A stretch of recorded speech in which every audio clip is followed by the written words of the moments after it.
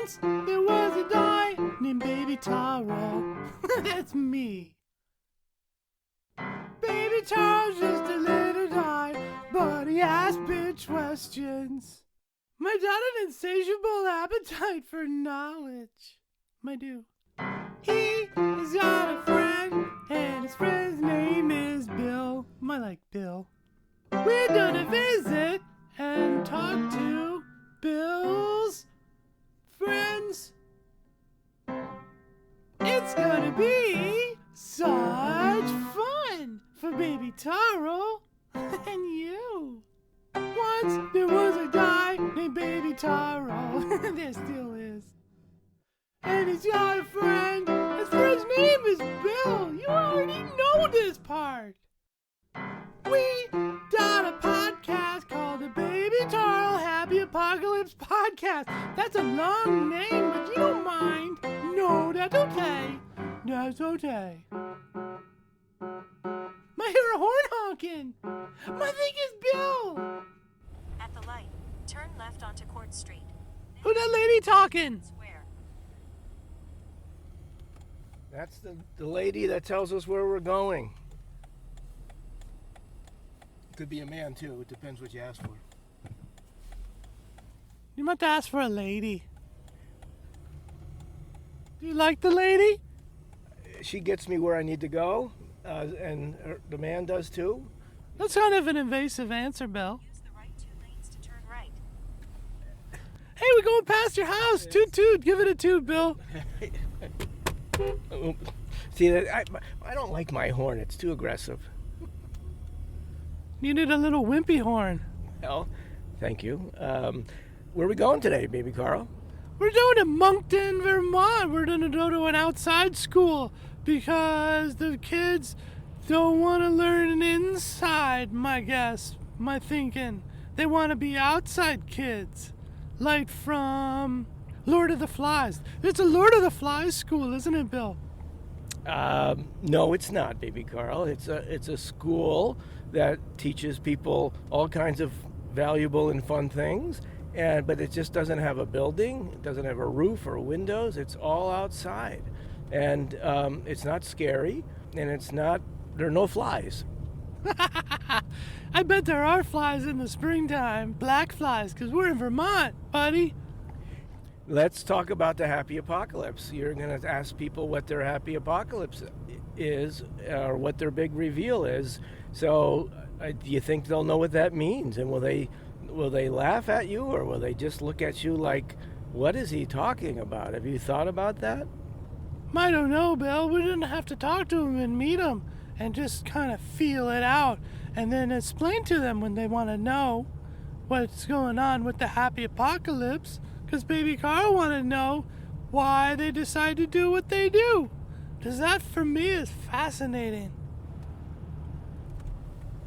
Bill, are we there yet? Hey, guess what, baby Carl? We are here. We're driving into Willowwell. There we go. We're slowing down. We're going to get onto this dirt road. You're a crazy driver. Oh, don't get sick. That's the last thing I need. So far, it doesn't look like much. Might just see a parking lot. Well, I told you, you're not going to see a school. No buildings here. It's like a school without a school. Boy, that's pretty good. It's a school without a school. Ooh, Bill, I see a big yellow school bus. And some kids. Big kids. I like the cute sound a bus made.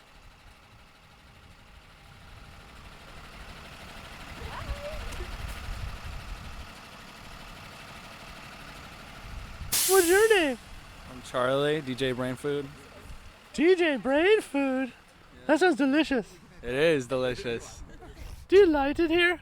I love it here. Why do you love it here? Because I love everyone around me. That sounds good. That's good food for my brain. It's good food for your brain. Yes. We're going to head down? Sounds good. Okay. Nice Thanks, to baby meet Carl. you. We'll see you soon. Do they have to say what's art? They usually invite some art. Folks, park yourselves I'm gonna down. grab a Put seat, Maddie. phones away. Wait, can you grab me a seat, Natalie? Please. I love you. Okay, so God. I asked Cammy to open it. At like 20. all right, folks. So He watching over us. before we dive into community meeting, maybe if on 3 we could all say good morning, baby Carl. Okay, ready? 1, 2, 3. Good morning, baby Carl. Good morning, everyone. I'm so happy to see you. We're happy to have you here, baby Carl. Tell us your name, friend. Hi, my name is Matt Schlein. Hi, Matt Schlein. Where are we right now? What are we doing today? Well, right now we're having a conversation in a yurt in Moncton, Vermont at the Willowell Foundation on a 220-acre tract of land. Wouldn't this be a lot easier if you were inside school? I'm not sure what do you mean by easier, baby Carl? I mean it's cold and sometimes it rains and sometimes it snows and you gotta do schoolwork, right? You gotta be learning. Yeah, well, I think some of that learning happens best in the cold and in the rain and in the snow and in the sunshine, because I think we humans, we come from this earth, and I think sometimes when we go into school buildings, we like to think of ourselves as somehow detached from the world. And I think by being out here in the elements, we're reminded of our connection to our Mother Earth. You could teach different places. What made you want to teach here? Well, I had been teaching in the building, in the high school, and I liked it okay. I was teaching English, drama, and psychology, and it was a pretty good gig. But I was finding that by being inside in a building all day, I was getting a little bit crabby and grumpy. And I was also noticing that I wasn't the only one, that the environment really impacted the students' experience some. And where we live in Vermont, it's so beautiful. And it just seems so wrong that when we're trying to make sense of the world, we take young people and we put them in cinder block buildings with fluorescent lights. When we live in Vermont, the light is so fantastic, and the weather and the environment, even when it's cold, it's still really beautiful here. And I think beauty and aesthetics matter, and I think they help make the learning experience fun. I think school should be fun. Me too. I like having fun. Did you have a moment when you said, I know what am I going to do? I'm going to have an outside school. I did. Tell baby Taro. I did have a moment. That's an apocalypse moment. A positive apocalypse moment. Yeah. So I had a bunch of students who when I started teaching, I said I wanted to watch one group go from grade 7 through grade 12, and I would sort of watch them, and then I would sort of like decide, do I want to stay part of the public school system or not, based on what I observed. And I had a group of seniors that year who I'd worked with for 5 or 6 years, and they were really interested in philosophy. So we had a little afternoon philosophy class where during lunchtime we would go outside and we would read philosophy, and we would sit around, and it was super, super fun just sitting in the grass and just talking about the big questions of life. And then I would just contrast like the way the conversation felt being outside versus being in the building. And I realized that nature was part of that conversation. And I would say that as a species, where we are right now is that we've forgotten to include Mother Nature into the conversation. And so while I like to teach my classes about literature and psychology and talk about all that nerdy stuff that I find really important, I actually think the master teacher out here is nature. And I think that experience of being in nature really gives context to young people. Remind me your name again. I forgot again. I'm Charlie, or DJ Brain Food. How long you been at this school? This is my 3rd year. What have you learned? I've learned a bunch of stuff. I've learned how awesome it is. I've learned I can do whatever I want in my life. I've learned how to focus, and I've learned how to make the best of every situation. What do you mean by that? What I mean by that? I don't know. It taught me some ways of mindfulness, and it taught me to think in a way that I can escape the bad parts of a situation and find the good in it. I can use the skills I learned here, take them to other places. Like I went to Seattle. I lived in Seattle, and I took like the mindfulness from here and my social skills I gained from here, and I brought them there, and I made friends, and it was a good time. And I learned I can do that anywhere, pretty much. That sounds great. So why didn't you go to regular school? Why did you come here originally? I did go to normal school for the first year, kind of and a half, but then I was gonna drop out because I was very distracted and I wasn't very good at traditional school. I was smart, but I didn't like the teachers. I'd always get kicked out, and I was loud and annoying. So you figured out a way to make it work here. Yeah, with quarantine, they kind of had an extra spot. That's great. So you get to go to school outside. Don't you get cold? I do. I'm cold a lot, right? Especially right. No, not as bad right now, but sometimes it gets really bad. But if you learn to dress warm and you know that when you get home you're going to be like really comfortable and warm, that's always a good thing to look forward to. You get kind of a cozy after being super cold. Yeah, I like to go to the sauna after with my friend. No, what are you going to do after school? You going to graduate? And then what? I want to go to college maybe. I never thought about doing that, but I kind of do want to do that. I want to try to do some screenwriting. I want to DJ weddings and also events, clubs and stuff. I'm a radio DJ right now, so I have a pretty good setup for that. I want to firefight and make movies. Firefight? What does firefight mean? Like a firefighter. Oh, you want to firefight? I never thought about it like that. Yeah. Mine gonna go police. Mine gonna go firefight. Okay, I got it. Yeah. So, maybe you could DJ a fire. that would be crazy. I do want to get fire, like, not dispensers. Fire. Extinguishers? No, fire. I have a fire extinguisher. Fire shooters for when I DJ. When it gets really crazy, I can, like, make fires go up. The guy's on fire. Yes. Cool. Thanks again for talking to me. My tummy's grumbling. I gotta go eat. Yeah, we have stew. Get filled up, baby Carl. Thanks. My friend Matt, you gotta be outside every day. Isn't that hard? Do you wake up in the morning and go, oh God, I gotta go outside again all day? Mightn't it be cold?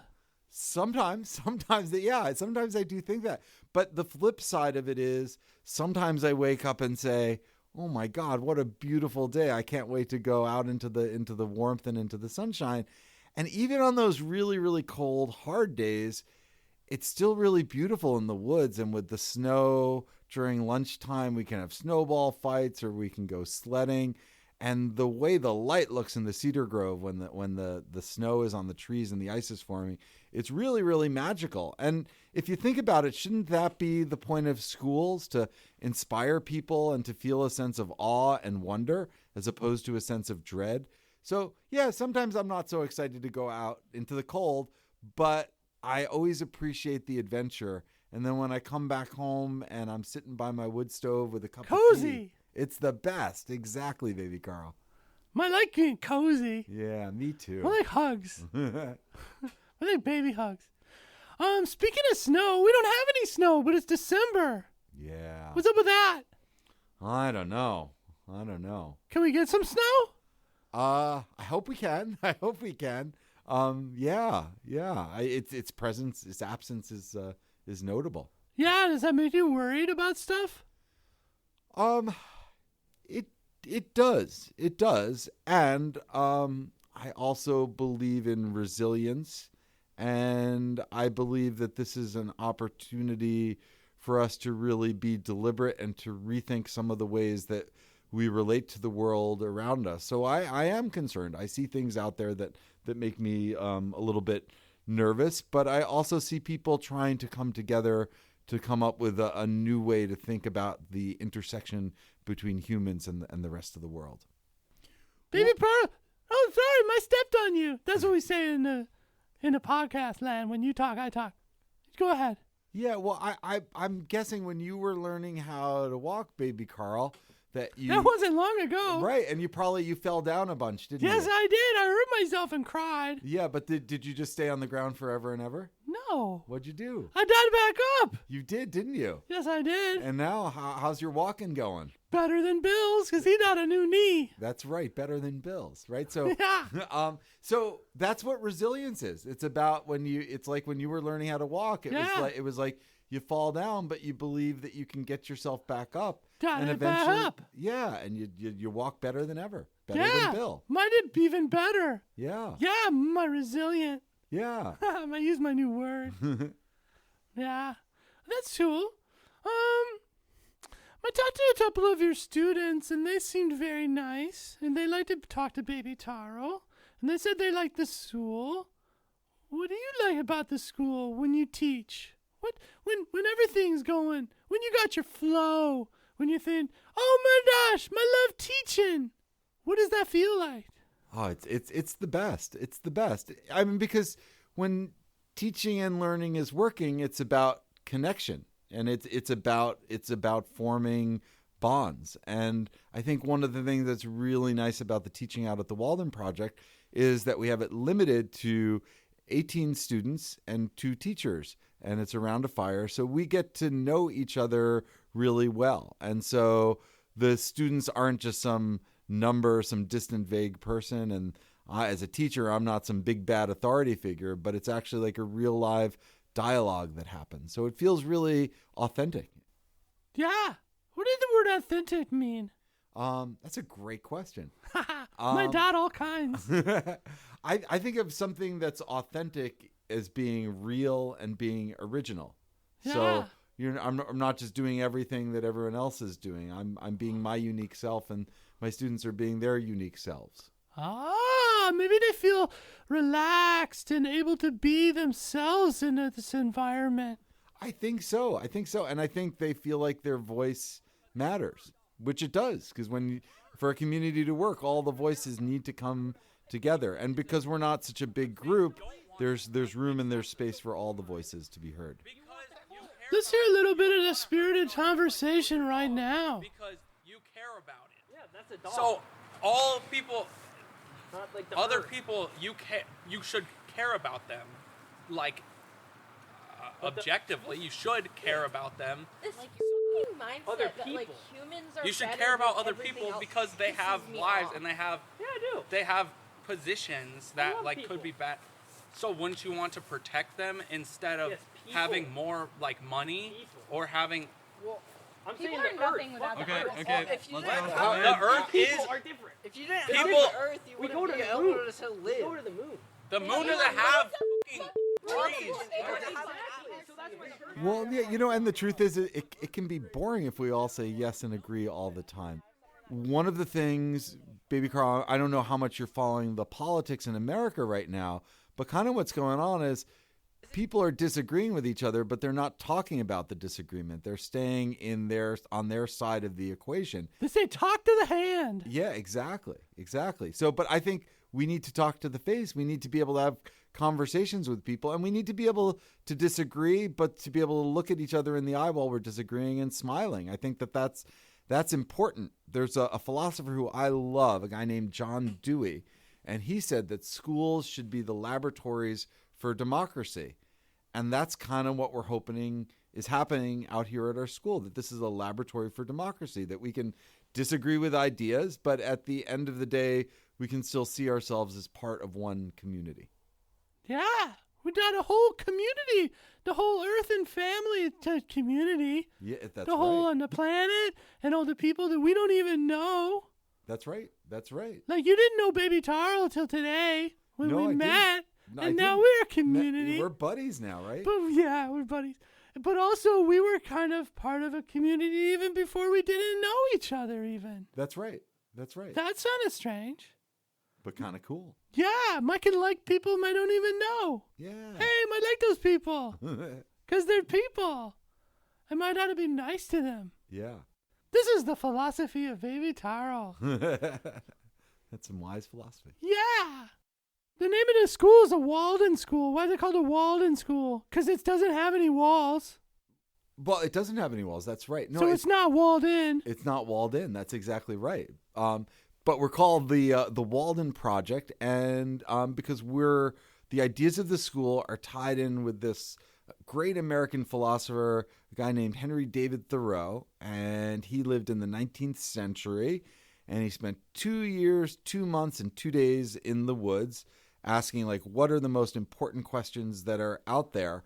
And Like Baby Taro. just like Baby Carl, yeah. And he was, like people, and when you get older, Baby Carl, you'll read about him in school. I mean, he's sort of a famous worldwide philosopher, but during his lifetime, he wasn't famous at all. He just saw a lot of change that was going on in the world, and he said, well, I can't make sense of all this change until I make sense of myself, and I really think deeply about what are the questions that matter. So that's kind of what the premise of the school is, that we go into the woods and we look at what are the big questions and what really matters, and the questions of, like, what is my relationship with myself? What is my relationship with nature? What is my relationship with society?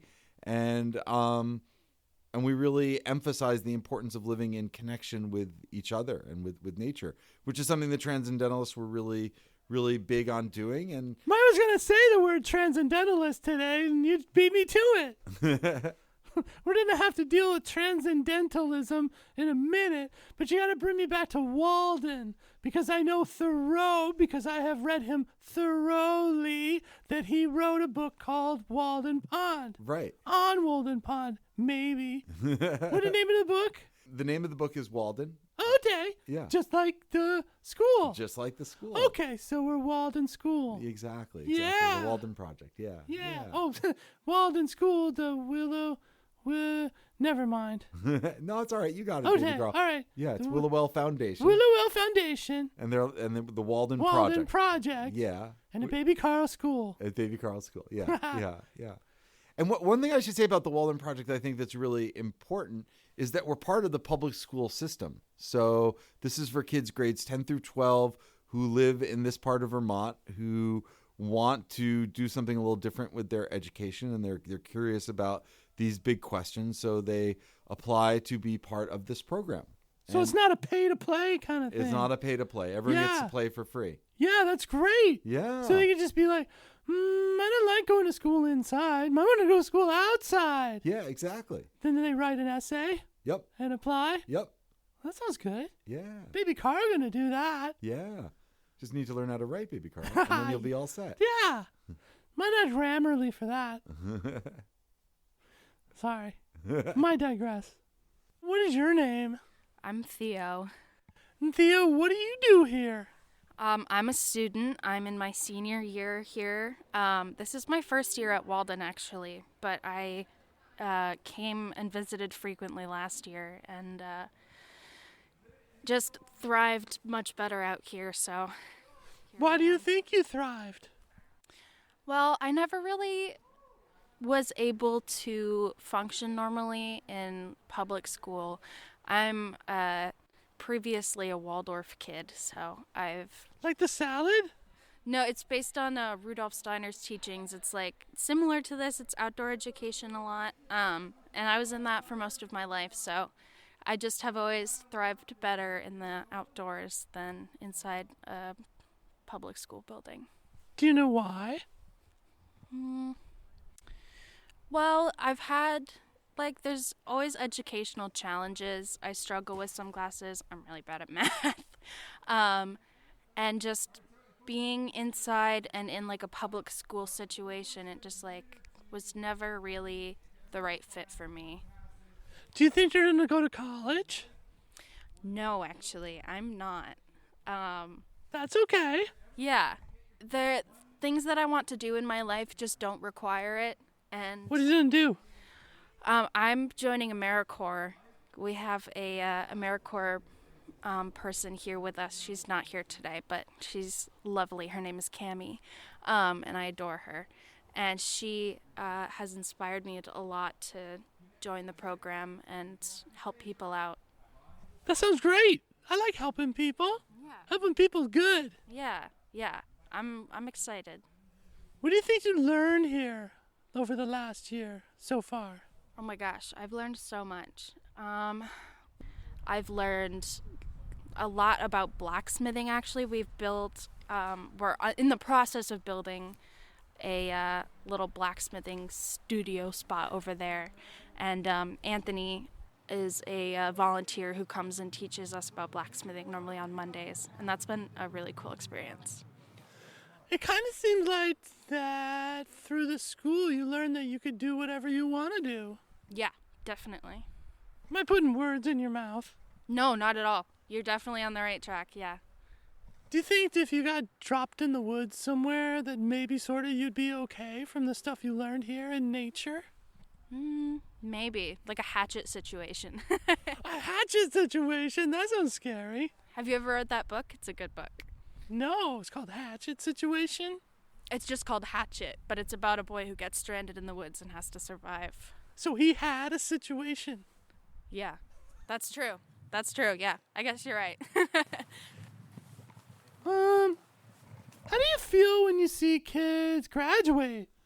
Well, I feel super proud. It's when Walden works, it's really amazing to see kids find their own voice and to find their purpose and their passion. And if they leave the program, maybe they come in here like a little bit lost, figuring out, well, what do I want? I don't like regular school. And then they leave and they're like, I want to do this or I want to do that. And they're all fired up about it. It's so cool to see. And I've been doing this for 23 years now. So I've watched some of my students go on and they're parents and they enter the workplace. And they still look back on their time in the woods as being really, really important for rooting themselves in the big questions of life. And that's cool to see. And one of the students who around the fire, their dad was part of the original Walden Project 23 years ago. So we've had generations of kids who've participated in this kind of education. Wow, that's fun. Super fun. It's like a family in the woods. It feels that way. Yeah. At times. Yeah. Sometimes they go to college and sometimes they don't. Yeah, exactly. The idea is whatever it is that you want to do, you should, whatever your dreams and aspirations are, it's our job to have the curriculum align with what your dreams and aspirations are. And a large percentage of them do go on to college, and a lot of them go on to study the environment and writing and the social sciences. But, some of them go off and become like filmmakers or artists or teachers and some of them don't go to college and they, work in the local garage or they become carpenters or farmers or whatever. All kinds of people. Yeah. And that's a fun part about the Walden Project because we want to be a home to all the students in our community, that we're not just the kids who are having a hard time or not just the kids who are doing super, super well, but everyone, from those who are doing great to those who are struggling and everyone in between. So that's like a real community where at any given moment, some people are doing well and some people are not doing so well. So we want to be a microcosm, which means like a small reflection. Yeah, the big words. That's a big word. It means a little thing, though. Yeah, so that's exactly. funny. Yeah, so it's a microcosm of the macrocosm, which is the larger whole. So we're like a small representation of the larger. Am I having transcendental thoughts now? I think. Do you think that when kids go to school outside, that they might love the earth more and protect the earth more when they get big? That's certainly the hope. Because I think that's one of the things that we used to remember as humans, but I think we forgot. And I think all this technology that we have, it's really fun. There's a lot of cool things that we can do. But I think the shadow of that is that we forget that we're part of the natural world. When you can walk into a building and it can be 70 degrees, no matter the time of the year, you forget that the earth moves, that the earth changes. And the truth is, most of our time spent as humans, we've known how to live with that variation of cold, and we've needed to live in relationship with nature. But one of the things that's happened in the last 100 to 200 years is we've tried to dominate nature, and there have been some positives that have come from it, but there've also been a whole host of negatives. So, my hope is that when they spend the time outdoors, that they remember what we always used to know. That sounds transcendental there. It's way transcendental. That's cool. I might like that. Somebody was chopping up some wood when I was there. You guys are having class, and then there's someone chopping. What was that person doing and why? Do you know? Yeah, if we don't have a good fire, we're cold. So there's a tradition in Japan called Zen Buddhism, and one of the sayings there is, before you reach enlightenment, you chop wood, and after you reach enlightenment, you chop wood. And so if we're going to sit around in the woods and have enlightened conversations, we also need to be chopping wood to keep ourselves warm. So it's not just about the mind, it's also about the body, and it's also about the intersection between the two. So some people are caretaken for the words, and other people are caretaken for the environment. We need it all. Stewards. Yeah. Yeah, I got a word. So, baby Taro, to do everything right, to care for the planet and love the earth, and then still things might be bad anyway. So how do I keep doing the right thing, and why care for the planet when it's all hurt anyway? Well, I think in each moment we've got a choice that we can make with our steps. And are we walking towards bringing people together, or are we walking towards fracturing further what's already been ruptured? And I think we do have a choice. I think that humans, we've often struggled. I mean, when Bill and I were younger, like there was the fear of like nuclear apocalypse could happen. So there was like at any moment things could end. So I think that's sort of part of like as human beings who are aware, who are thinking, the potential for things to go wrong, it's around us all the time. And at the same time, look at the amazing things that we're capable of creating. So I think we've got a capacity to both create and to destroy.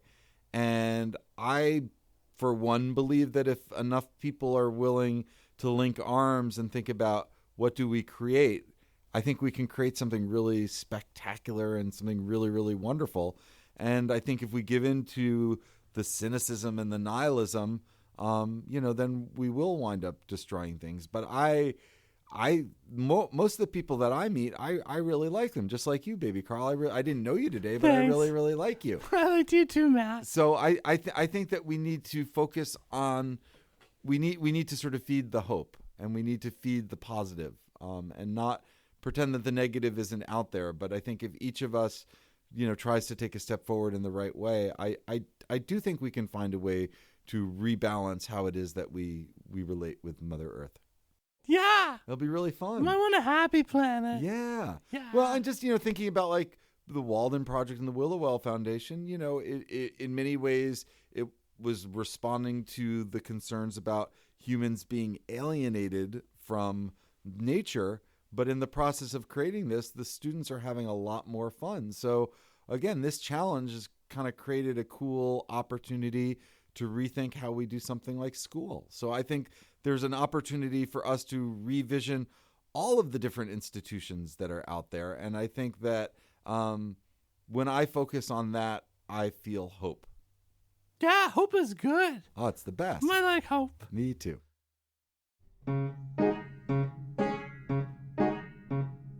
Baby Taro visited a special school. Are you ready for this? It's in the natural world. I met some nice boys and girls. Sometimes they get dirty, but they don't mind.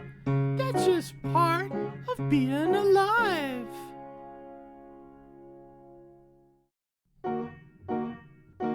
If you're learning about a leaf, pick one up. If you're learning about the sky, just look up. I went to a school that was a special kind, made up by a guy whose name is Matt Schlein. It's kind of a school without a school. It's got no roof, it's got no walls. And yeah, it's cold in the winter time. Isn't that the point of the winter time? Just asking. If you're learning about community, look around you. It's outside school, so the natural world surrounds you. I like that idea. Next time, baby Taro, are gonna meet some cows, or so are you. We're gonna meet some cows and they don't moo. And they have pretty faces. You gotta come with me to meet the cows. We're doing another road trip. Yeah, we do. We're going on a road trip. A road trip. We're going on a road trip, Bill and baby Taro. We're gonna ask people about their apocalypses. We're going on a road trip. Bill and baby Taro, we're gonna ask people all kinds of questions. And you're invited. We're going on a road trip. A road trip. We're going on a road trip, Bill and baby Taro. And you're coming too. You've been listening to Baby Taro's Happy Apocalypse podcast. I hope you've been enjoying it. It was created and produced by Doyle Dean and Bill Vitek. All songs composed and performed by Doyle and Bill. I think they did an excellent job. Support was provided by the New Perennials Project at Middlebury College. You can learn more at newperennials.org. There's a website. You ever go to websites? I'm not allowed to because I'm just a baby guy. And that's okay. I can still listen to podcasts. Do you listen to You're listening to one right now. Good job. You did such a good job listening to the podcast, my things. Thanks for listening to the Baby Taro Happy Apocalypse podcast.